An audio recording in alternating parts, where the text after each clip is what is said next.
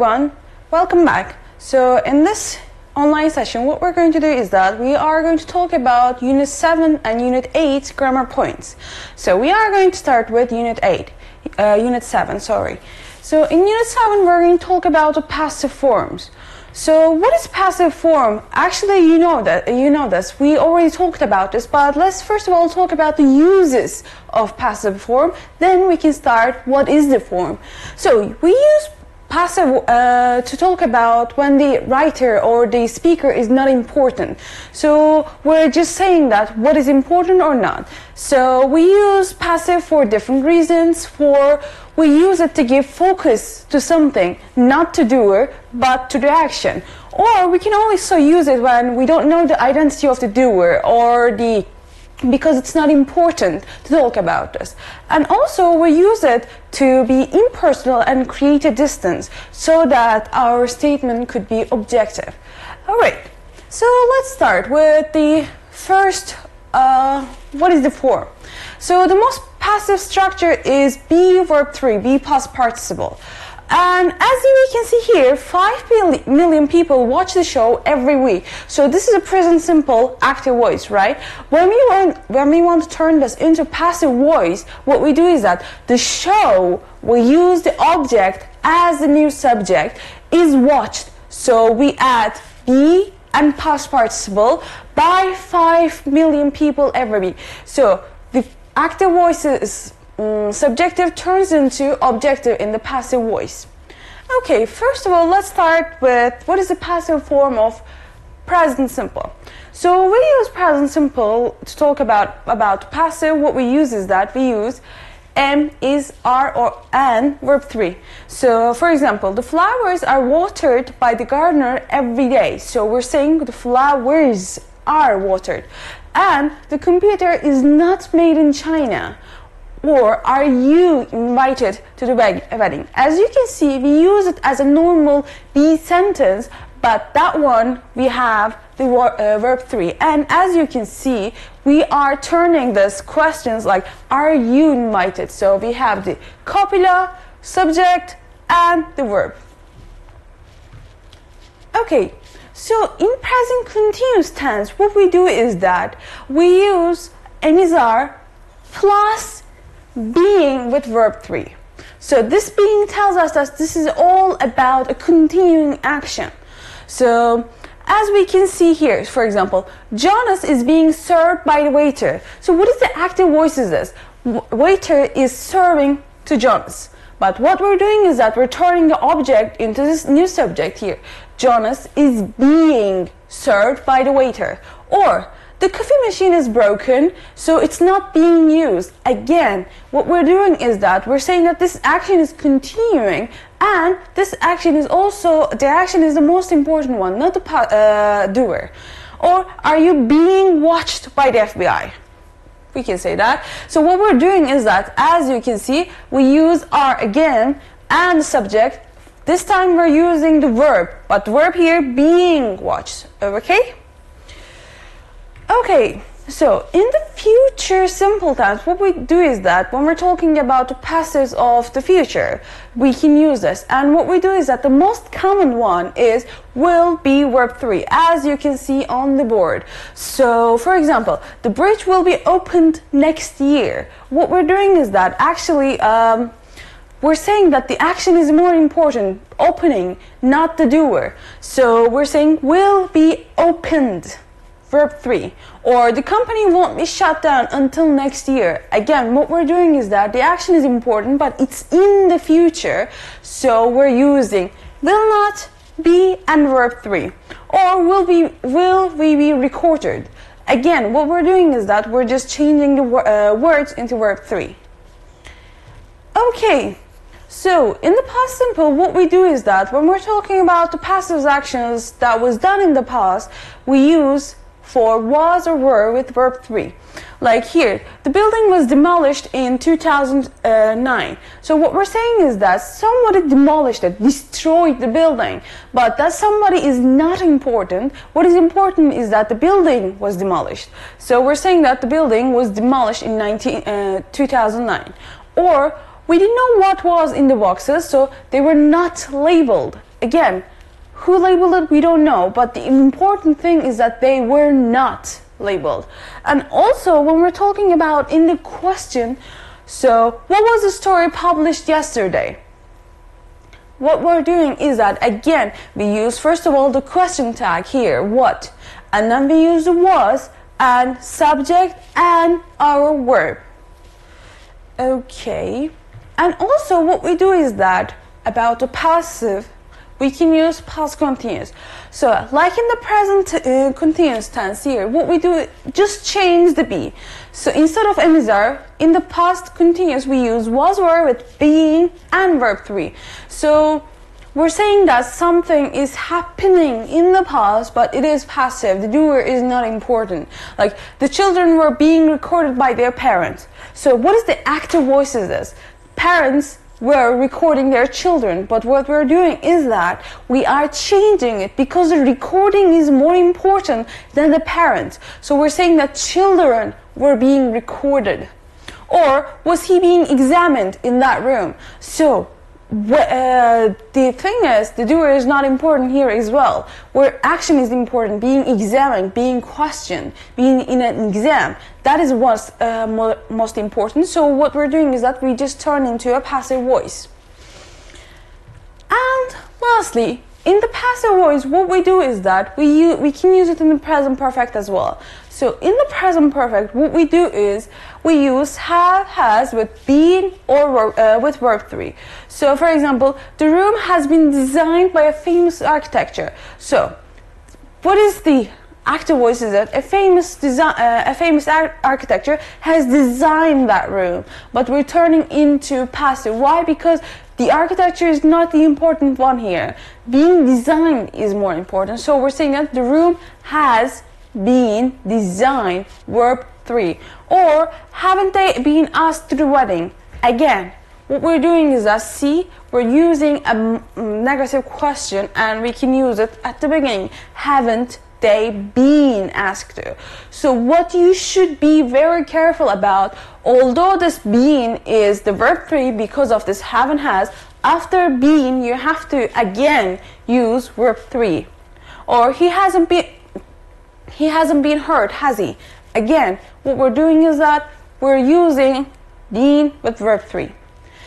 Okay, so let's revise it one more time and then we can start with our new topic. So in the most common structure of this passive is we use it with be verb 3. So in the present simple tense, be is emissar. So we use it emissar with verb 3. In the present continuous tense, we use ings. Why? Because it's we're talking about an action that is going on for a while. And because it is present continuous, we use again emissar, and for continuous we use being and verb 3. With future tense, we use the most common one, will be, verb 3 again. And the past simple, because be should be in the past, we turned into was or were, and with verb 3. Past continuous, again, because of this past, we have to turn the be into was or were, and because of continuous tense, the ing, we have to give it, so we're saying being. Oops. And the last one is present perfect. Because of its present perfect, we should start with have or has with being. Why are we using being? Because it is present perfect, and after the have or has, we have to use the verb 3, and then we have to use, after being, we have to use verb 3 again. Okay, so that was it about the passive. What we're going to start with Unit 8. So in Unit 8, we're going to talk about the infinitives and gerunds, and also causatives. So, okay. So what is infinitive? First of all, let's start with that. So an infinitive is a verb that acts as the other parts of the speech in a sentence. So it is formed with two base form of the verb, okay? So what we're doing is that we have a verb. We have a verb in our hand, and what we do is that we turn this into other parts of the sentences. So infinitives can be used as, for example, as an object following the verb. Jimmy always forgets to eat. So what we're doing is that we use, okay, let's just divide the sentence, okay? Jim is the subject. Always is our time of frequency. Forget is the real verb. But to eat here is the infinitive form. And what we do is that we turn this into an object. Although eat is a verb, it can act like an object. Or we can use this infinitive form as a subject at the beginning of the sentence. Like, to travel around the world requires a lot of time and money. So what we're doing is that, what is the actual verb here? It's not to travel. It is requires, asks. So, but this to travel around the world is the subject. So we can use this infinitive form as a subject of a sentence, although it is a verb.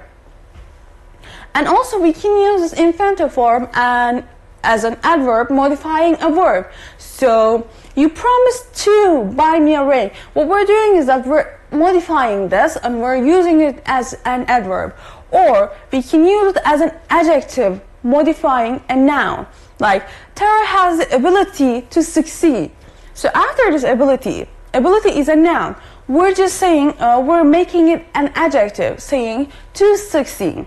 So the infinitive form is actually a verb, but that acts like the other part of the speech. So what you should do is that after the actual verb, after forget, require, promise, ability, you have to use the infinitive, not before. So these are the verbs followed by infinitives, So after these words, you use the infinitive form. Afford to buy or agree to say. So what we're doing is that we use it after, not before. Okay. And also we have gerunds. So in gerunds, what we do is that we use it with ing form, okay? So a gerund is a verb in its ing form that functions as a noun that names an activity rather than a person or a thing. So any action verb can be made into gerund. So as you can see, like infinitive, it is a verb, but that actions like a noun, okay? So we're talking about the verbs acting like other parts of the speech. So we can use gerunds as the subject. It can appear at the beginning of the sentence like the infinitive form, and we can use it for a subject like swimming is a hobby of mine. So what we're doing saying is that the actual verb here is, but gerund form is swimming. So we're turning into a subject. Or gerunds can act as an object following the verb, like Daniel quit smoking a year ago. So Daniel is the subject and quit is the verb, but the smoking is the object. So we can use this gerund form to talk about as an object. And also we can use gerunds as an object after a preposition. Like, I look forward to helping you paint the house. As you will see is that there's an exception here. I look forward to, but after to we have the ing form. How come?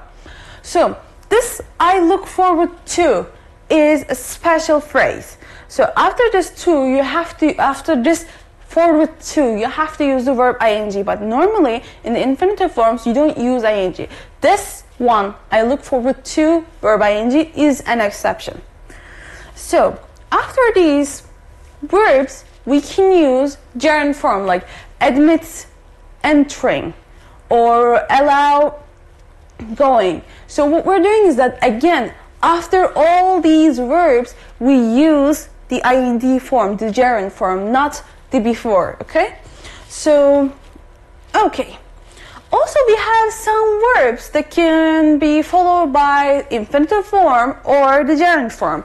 So words like hate, like, love, prefer can be followed either by ing or by to infinitive. And also, but the difference, the difference in meaning is very little, very small. You don't really notice it. But the ing form emphasis the verb itself, makes the importance on the word itself, whereas to infinitive form puts the emphasis more on the preference or for the results of the action. Okay, let's check them. So, first of all, let's start with the ing form and let's look at the infinitive form. So, for example, if we say I love cooking Indian food, it emphasizes on the process of cooking itself, the enjoyment of itself. Whereas I like to drink juice in the morning and tea at lunchtime, we're saying that emphasis on more on the preference. So, drinking juice is more we prefer this, so we're saying I like to. So there's a preference. But here, I love cooking. The emphasis on the process of the cooking. But here, drinking juice is not the important one. You're just making a preference, saying that you drink juice in the morning and tea in the lunchtime. Or she hates cleaning her room. So again, we're saying that the emphasis on the cleaning. So she hates doing that. There's no enjoyment in that. But I hate to be the only person to disagree. We're saying there's more emphasis on the result. I would prefer not to be in that situation, we're saying. Or most people prefer watching a film at the cinema rather than on the TV. Again, we're talking about the process, watching a film, and we're talking about the enjoyment of it.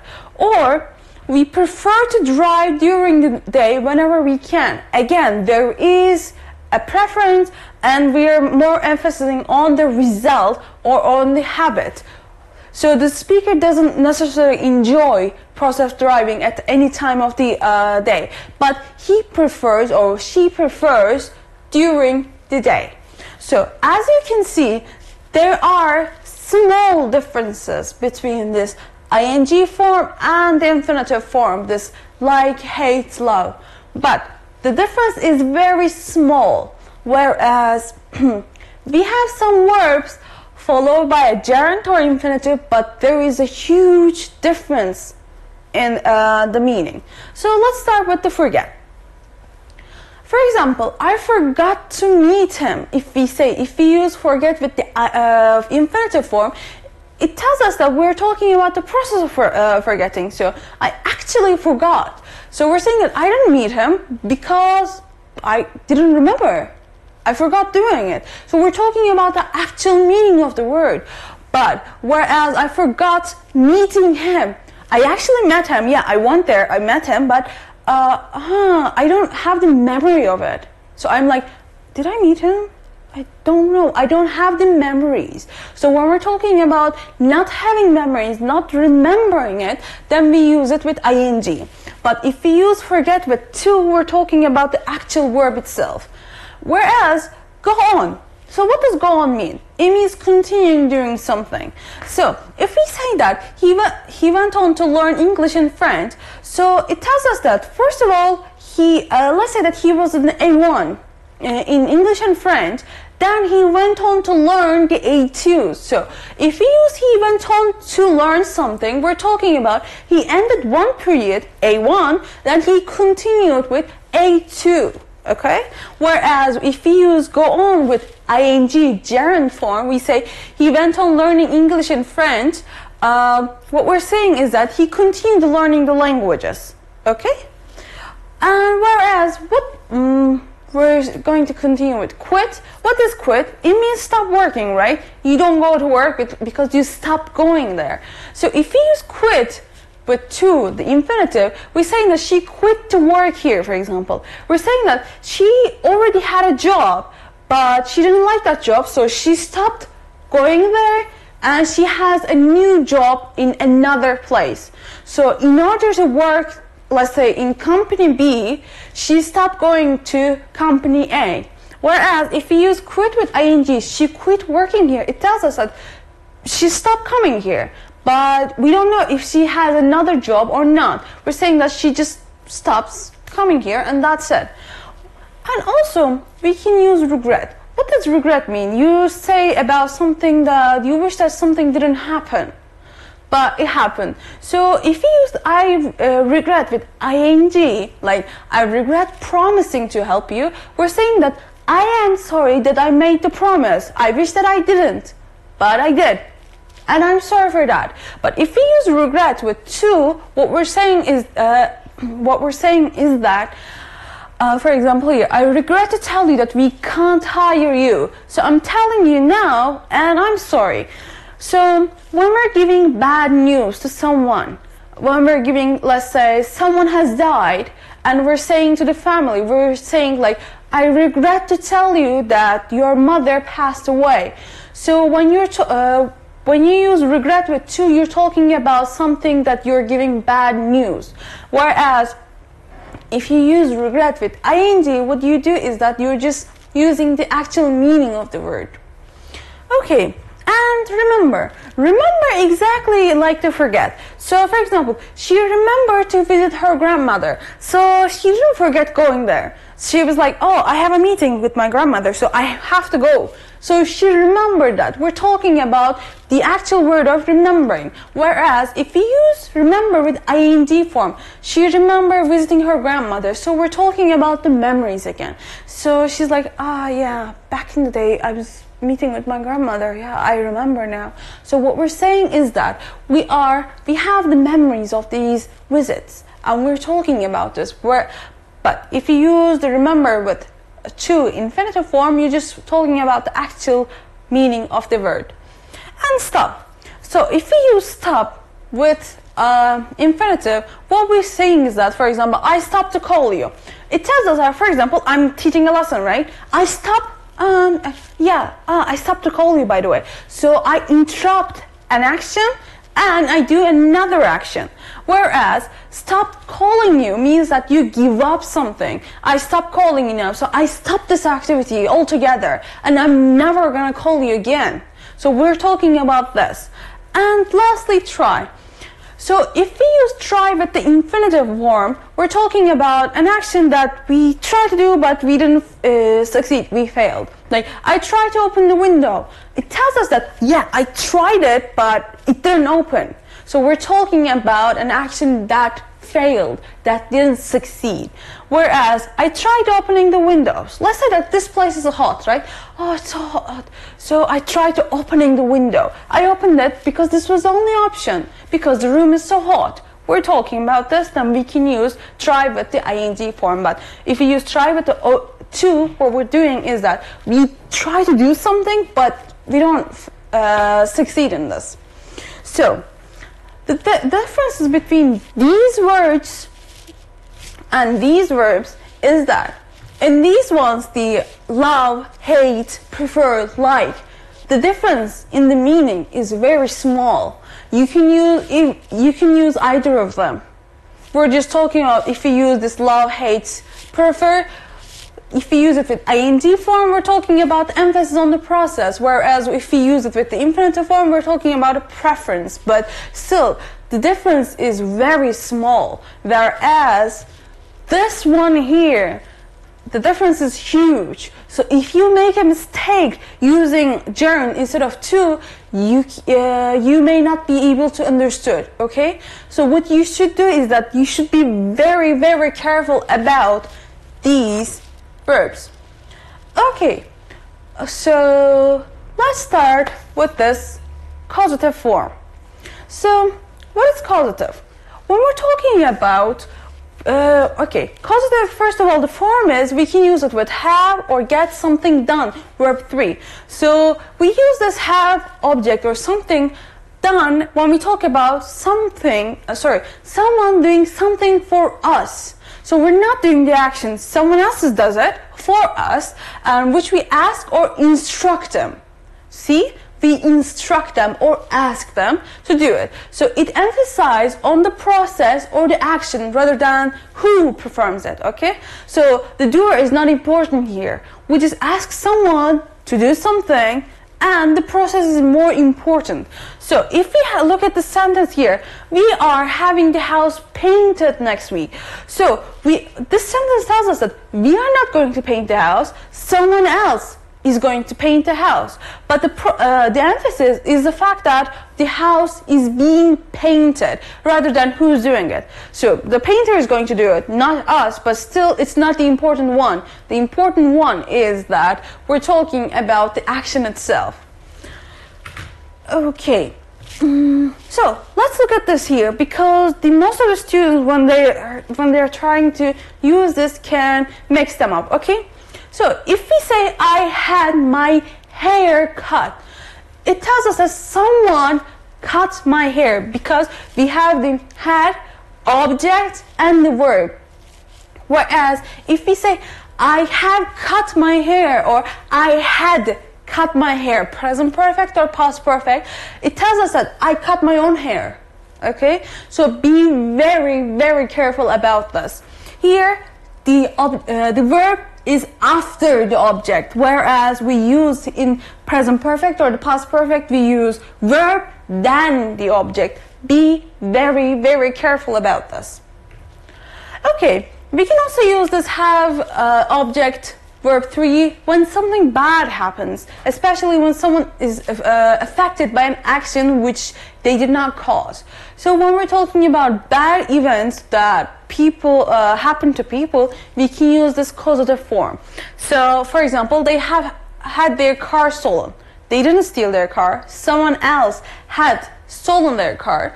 So they are affected by the action, but they did not cause this. They didn't ask the thief like, can you steal our car, please? No, something happened, and then they're very sorry about this. Whereas like here, hundreds of people had their homes destroyed by the hurricane. So these hundreds of people were affected by this hurricane, which they did not cause. Like, do you think that they just magicked it up and say, yeah, hurricane, come to us and destroy our house? No, the hurricane come and they're affected by this.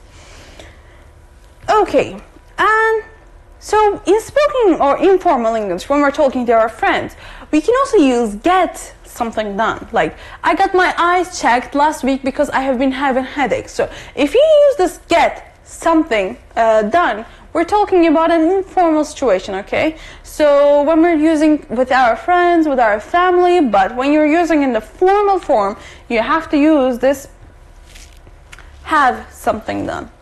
So this causative form, we can use it in present simple, present continuous, present perfect, and past simple. So the forms change, of course. Like, for example, here in the present simple form, what we do is that Claire has her hair cut every month. So you see that have something done because of Claire. She, we turned it into has, and has object and verb. So be very careful about this. The structure changes here. It's not subject, verb, object. Here, subject, object, and the verb, okay? Object comes between the verbs. And because of this present simple, we use it with has. And in present continuous, what we do is that Dave and Bill are having their hair cut.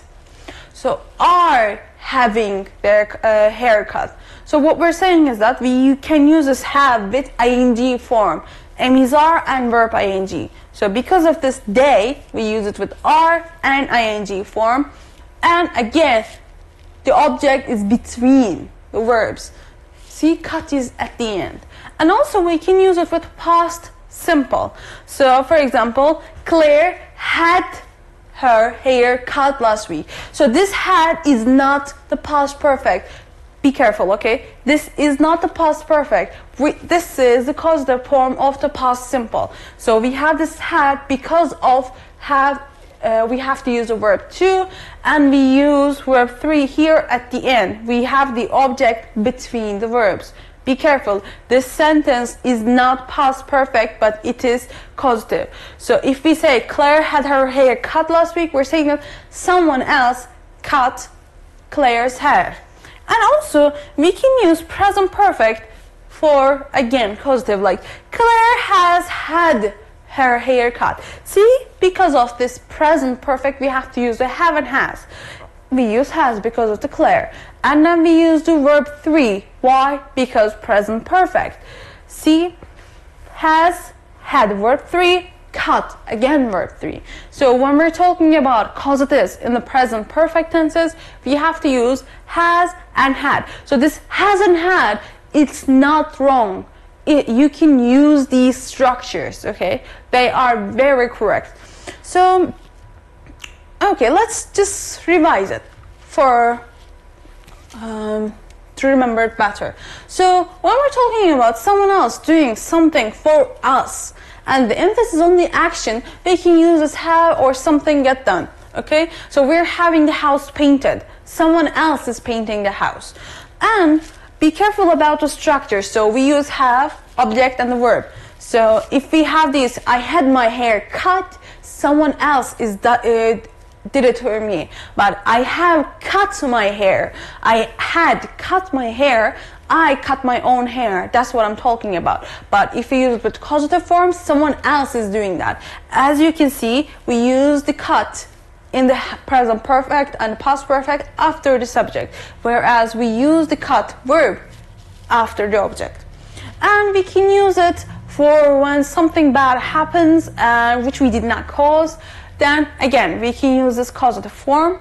And in the informal spoken English, what we can use is that instead of have, we can use get something done. And lastly, we can use this present simple, present continuous, past simple, and present perfect for causative. But what you should be careful about is you should use it according to your tenses, like has her hair cut, or present continuous. Amy's are, verb ing and verb 3 in this one, or past simple, verb 2, present perfect, have and has, and verb 3. So you should be very, very careful about the tenses. Okay then. So your homework is from your New Language Leader Upper Intermediate book, page 138 and 139, and also for Unit 8 you should look at the page 140 and 141. So thank you for watching, and I'll see you next week. Have a good day.